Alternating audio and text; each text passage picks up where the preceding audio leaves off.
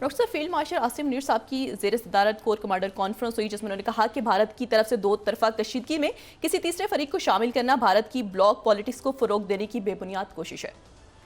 देखिए, ये core commanders conference जो है, इसका तो एक ज़ाहिर है कि मुख्तसर सा एलामिया आता है सामने, लेकिन डिस्कशंस बहुत होती हैं। ठीक है, अंदर जो इतने सालों में हमने देखा कि वो बड़े तवील डिस्कशंस होती हैं मुख्तलिफ जो शुरका हैं इन कॉन्फ्रेंसेस के, और उसमें इस कोर कमांडर्स कॉन्फ्रेंस में तो मैं उसके एलामिया में देख रहा था जो आसिम मुनीर साहब की गुफ्तगू भी और बाकी जो डिस्कशंस हुए, उसमें कई मुल्कों का जिक्र है।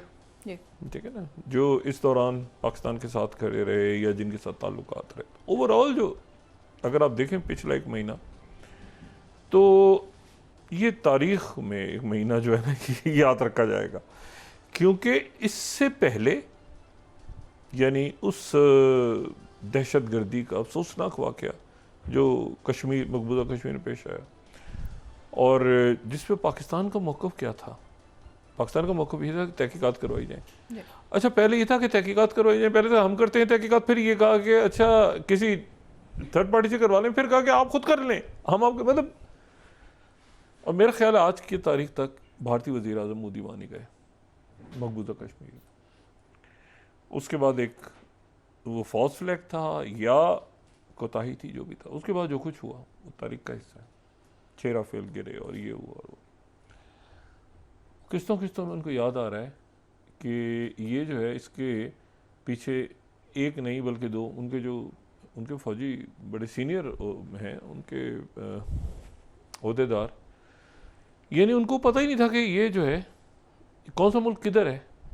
मतलब जंग ख़त्म होने के बाद, और जंग ख़त्म तो नहीं हुई, मतलब जंग का एक मार्का वो हार गए, जंग तो अभी आगे और अल्लाह ताला खैर करे, लेकिन बड़ी जंगों के तरफ दुनिया जा रही है।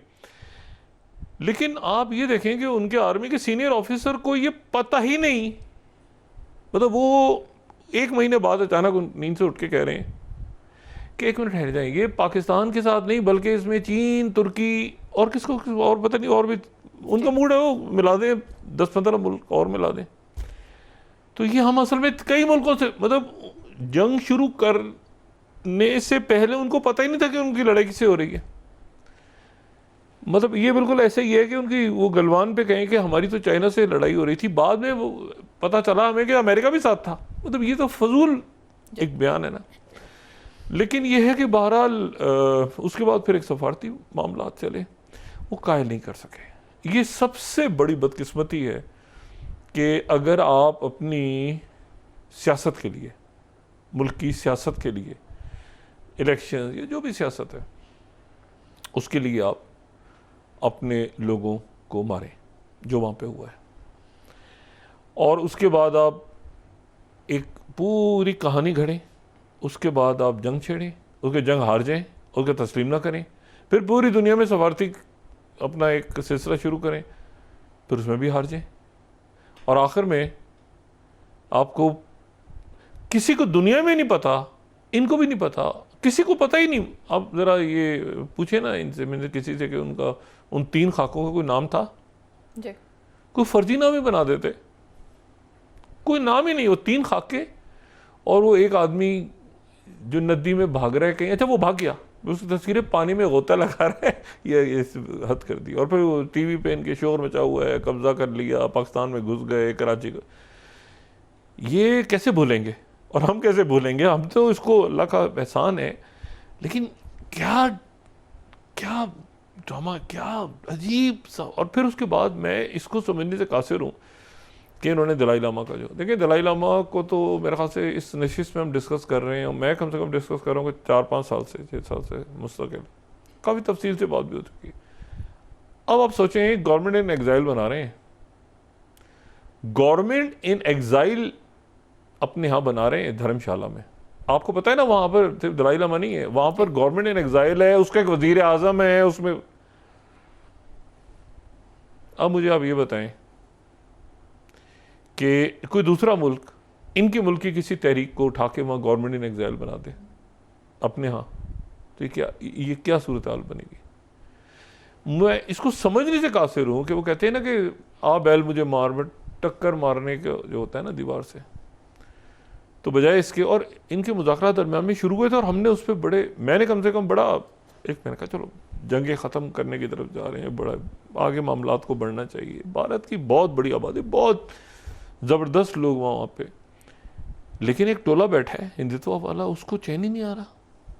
अब वो जनाब, उन्होंने, इनको पता नहीं डोनाल्ड ट्रंप, मेरा नहीं ख्याल कि डोनाल्ड ट्रंप ये इनको कहा होगा, इन्होंने अपने तौर पे कर लिया ये काम। ये दलाई लामा वहाँ पे जो है वो अपना ऐलान करेंगे और ये होगा और वो, बहरहाल। अच्छा, अब 24 घंटे इंतहाई, मैंने कहा ना वो वाक़यात इतनी तेज़ी से पेश आ रहे हैं कि और इतने तेज़ ये दिन है कि इसमें एक एक वाक़या जो है वो बहुत अहम है, और हर वाक़े का कहीं ना कहीं आप देखें, पाकिस्तान उधर से वेस्ट एशिया के वाक़या से लिंक होता है, अफ्रीका से भी लिंक हो रहा है, पाकिस्तान अफ्रीका से भी लिंक हो रहा है, वो मैं आपको भी बताता हूँ। हर जगह दुनिया में हर वाक़या जो है वो आपस में कनेक्टिविटी इतनी ज़्यादा है कि हर मुल्क का दूसरे पर असर हो रहा है। सबसे पहले तो प्रेसिडेंट ट्रंप जो है, उन्होंने कल 5 जो अफ्रीकन, गज़ा के हवाले से बड़ी इंटरेस्टिंग डेवलपमेंट है, उसमें मैं भी आता हूँ, लेकिन 5 जो अफ्रीकी ममालिक हैं उनके सरबराहान से उन्होंने मुलाकात की, और गबोन, पापुआ गिनी, मौरितानिया, छोटे ममालिक, लेकिन बड़े ममालिक को उन्होंने उसमें नहीं बुलाया, नाइजीरिया, साउथ अफ्रीका, वो छोटे ममालिक के साथ उन्होंने, छोटे तो नहीं कहूँगा, बड़े ममालिक हैं, लेकिन मतलब साइज़ में छोटे हैं, या गुर्बत है, या खाना जंगी है, प्रॉब्लम्स हैं। अब उनके साथ वो बैठे खाने पे, और वो सारे जो हैं वो जाहिर है कि अफ्रीका के रहनुमा है, ग्लोबल साउथ है, बड़ा खूबसूरत ग्लोबल साउथ है, ये बड़ी मुसीबतों से, बड़े प्रॉब्लम से लड़ता झगड़ता दुनिया में अपनी जगह बना रहा है। ये जो अफ्रीकी ममालिक हैं, प्रॉब्लम्स हैं यहाँ पे, सब कुछ है, लेकिन बड़े बड़े ज़बरदस्त लोग हैं। अब उनमें एक जो है वो लाइबेरिया है, तो लाइबेरिया के जो प्रेसिडेंट हैं, उनसे जब प्रेसिडेंट ट्रंप ने गुफ्तगू शुरू की, बाकी लोगों से बात की, तो वो तर्जुमानों के तहत, तर्जुमानों के ज़रिए बात कर रहे थे, यानी अपनी ज़बान में बात कर रहे थे जो उनके मुल्क की ज़बान थी, और फिर उसके बाद वो बीच में तर्जुमान उसको इंग्लिश में बता रहे थे, फिर ट्रंप जो बात करते वो उन तक पहुँचती। तो लाइबेरिया के जो प्रेसिडेंट हैं, उन्होंने जो है वो इंग्लिश में बातचीत की प्रेसिडेंट ट्रंप से। उन्होंने कहा, जो आपका बहुत शुक्रिया, और आपने हमें यहाँ पे बुलाया, और हम उम्मीद करते हैं कि आपके साथ हमारा ताउन अच्छा रहेगा। प्रेसिडेंट ट्रंप सबके सब मेहमानों के सामने कहते हैं, आप तो बड़ी अच्छी इंग्लिश बोल लेते हैं, आपने इंग्लिश कहाँ से सीखी? क्योंकि यहाँ तो जितने लोग बैठे हैं उनको इंग्लिश बोलनी नहीं आती, तो ये जो इंग्लिश है ये लाइबेरिया में बोली जाती है, आप लाइबेरिया से पढ़े हुए हैं? उन्होंने कहा, जी मैं लाइबेरिया से पढ़ा हूँ। अब ये जो है, ये एक इतना हसास मौजू है, इस कदर तकलीफ दे मौजू है तारीख का, कि मेरा ख्याल है कि प्रेसिडेंट ट्रंप को, किसी को वहाँ रोकना चाहिए। अच्छा, रोक भी क्या सकता है, लेकिन प्रेसिडेंट ट्रंप को कुछ ना कुछ तो लाइबेरिया का पता होना चाहिए, और कुछ नहीं तो इन्होंने माइकल जैक्सन का लाइबेरियन गर्ल अगर कभी सुना होगा ना, कुछ तो इनको आइडिया हो कि लाइबेरिया कोई तो ये जो है, ये इनको ये नहीं पता कि लाइबेरिया जो है वो मगरबी वेस्ट अफ्रीका का एक मुल्क, और ये वो मुल्क है जब अब्राहम लिंकन और बाकी सारे जो लोग थे, उन्होंने ग़ुलामी, यहाँ से ग़ुलाम बना के ले जाते थे ना, वहाँ जाके फ़रोख्त करते थे अमेरिका में और कैरिबियन में। ये सिर्फ अमेरिकन नहीं, ये बाकी भी जो कॉलोनाइजर्स थे। तो पहला जो जब हुआ ये कि जब ये ग़ुलामी को उन्होंने कहा ना कि गैर कानूनी है, अब्राहम लिंकन और बाकी लोगों ने जब कहा कि ये जो 13 स्टेट्स और बाकी जो झगड़ा हुआ सिविल वॉर के, अमेरिकन सिविल वॉर में, तो वहाँ पर अब ये मसला हो गया कि ये जो स्याह फाम लोग हैं, अब ये तो गुलाम नहीं रहे, तो इनको क्या करें? तो इन्होंने जहाज़ों में बिठा के उनको, और वो अफ्रीका में एक जगह पे उन्होंने जाके छोड़ दिया वापस गुलामों को। और वो जो जगह है जहाँ पे गुलामों को ये छोड़ते जा रहे थे, वहाँ मकामी लोग भी थे। उन्होंने कहा कि अफ्रीका के ये कौन से गुलाम है, तो ये मुख्तलिफ इलाकों से जो गुलाम पकड़े हुए थे ना, इनको उन्होंने वहाँ पे जाके छोड़ दिया। और उन लोगों ने कुछ अरसे के बाद ये कहा कि हम आज़ाद हैं। वो लाइबेरिया बन गया। लाइबेरिया अफ्रीका का पहला आज़ाद मुल्क है। अच्छा, वो आप समझें कि वो कॉलोनी भी नहीं रहा लाइबेरिया, क्योंकि वो कॉलोनी इसलिए नहीं रहा कि वहाँ तो आप समझ लेना कि छोड़ दिया, जहाज़ों में बिठा के जो स्याह फाम थे उनको लाके वहाँ पे छोड़ दिया। और उस ज़माने में अमेरिकन कॉलोनाइजिंग सोसाइटी एक कायम की गई हंगामी तौर पे कि अब ये इनका करना क्या है, ये स्याह फाम लोगों का, क्योंकि ये तो गुलाम थे और अब ये आम लोगों में घुमा करेंगे। मतलब वहाँ तो लिखा होता था ना कि इस जगह पे कुत्ते और स्याह फाम मनाए आना, और ये सूरत हाल थी। तो उन्होंने कहा ये आम लोगों में घूमेंगे, हाथ मिलाएंगे।